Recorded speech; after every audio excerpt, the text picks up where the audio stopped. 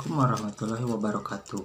Wilujeng enjing kanggo pamirsa sadayana cunduk waktuna kana acara Kilas Warta dina basa Sunda. Anu dibacakeun ku Simkuring Muhammad Asfa. Warta anu saja kasanggakeun nyaeta perkara pagebuk COVID-19.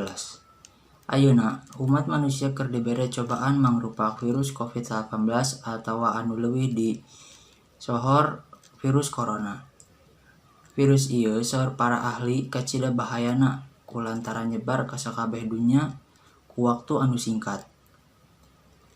Virus corona nyaeta virus anu nyerang bagian pernapasan manusia anu ditandaan ku muriang, awak panas, diare, leuleus, leungitna rasa jeung aambuan, hese napas atawa eungap jeung sajabana. Virus corona bisa nepa ka saha wae kusabab tiasa nular lewat ciduh pasien COVID-19.